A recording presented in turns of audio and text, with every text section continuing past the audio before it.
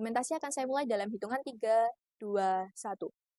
Pendidikan bukanlah hal untuk mempersiapkan hidup, akan tetapi pendidikan adalah hidup itu sendiri. Assalamualaikum warahmatullahi wabarakatuh. Saya Junior Marta Ebo dari SMA Negeri 1 Rengel, Delegasi Lomba Debat Bahasa Indonesia SMA Award tahun 2025. Juri sadari, kutipan yang saya berikan tadi menegaskan bahwasannya pendidikan bukan soal menghafal fakta, akan tetapi bagaimana siswa itu dapat mengaitkan pengetahuan yang mereka dapat untuk realitas kehidupan yang sedang mereka jalani.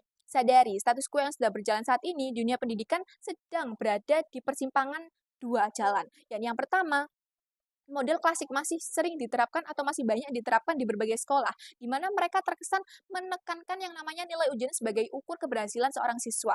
Namun Dewan Juri, kita tidak bisa menutup mata atas tantangan-tantangan yang berkembang pada saat ini. Yang pertama, tantangan globalisasi, digitalisasi, dan juga revolusi industri 4.0, di mana menuntut kita agar tidak pintar secara akademik saja, tetapi mereka menuntut kita untuk memiliki keterampilan berpikir kritis, berkomunikasi, dan juga berinovasi, di mana hal ini ataupun komponen-komponen ini tidak bisa tumbuh optimal melalui model klasik saja, di mana mereka terkesan kaku dan juga satu arah saat pembelajaran. Maka dari itu, pendidikan progresif telah mampu menjawab kebutuhan di era saat ini. Dewan Juri, ada beberapa alasan mengapa saya menolak dan juga kontra adanya mosi perdebatan pada pagi hari ini. Yang pertama, pendidikan progresif lebih relevan dengan dunia kerja dan kehidupan nyata saat ini. Yang kedua, pendidikan progresif meningkatkan motivasi dan juga keterlibatan siswa saat pembelajaran. Yang ketiga, pendidikan progresif lebih berhasil menumbuhkan keterampilan siswa untuk abad dan juga tantangan pada era saat ini. Memasuki sesi argumentasi saya. Yang pertama, mengenai relevansi dunia kerja.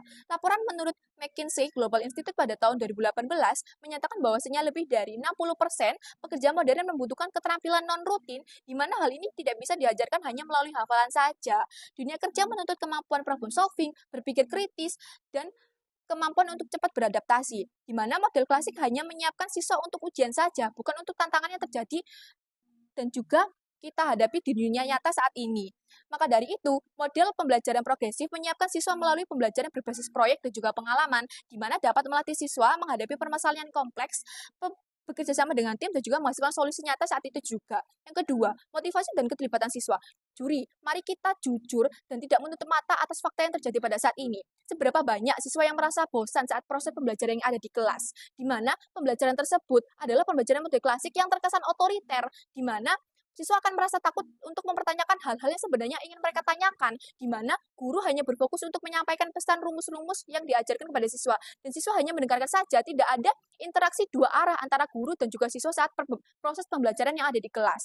Selanjutnya, model progresif justru memberikan atau menjadikan guru sebagai fasilitator yang berinteraksi dengan siswa dan juga mendorong mereka untuk berpikir kritis dan juga mempertanyakan dunia yang sedang bekerja di sekitar mereka. Jadi, pada model progresif ini meningkatkan motivasi siswa untuk bertanya dan juga menyampaikan pertanyaan mereka yang sebenarnya ingin mereka tanyakan, yang tidak mereka dapatkan pada model pembelajaran klasik, di mana mereka seorang siswa akan merasa guru bisa berbaur dengan kita. Lantas mengapa kita harus takut untuk mempertanyakan sesuatu yang ingin kita tanyakan mengenai pembelajaran tersebut? Selanjutnya, jadi bisa dikatakan bahwasannya pendidikan klasik hanya menghasilkan robot penghafal yang jago di ujian tetapi gagap saat dihadapkan oleh masalah nyata. Yang ketiga, keterampilan abad 21, di mana keterampilan dibutuhkan mencakupi kolaborasi, komunikasi, berpikir kritis, dan kreativitas, di mana hal ini tidak bisa didapat hanya melalui pidato dan juga latihan soal semata, Dewan Juri.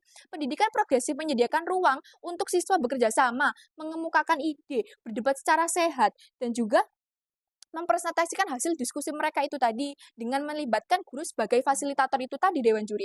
Yang selanjutnya adalah kita tidak menutup fakta bahwasanya pendidikan klasik memang unggul di literasi dan juga numerasi. Akan tetapi mereka sangat lemah dalam membekali siswa menghadapi kompleksitas dunia nyata.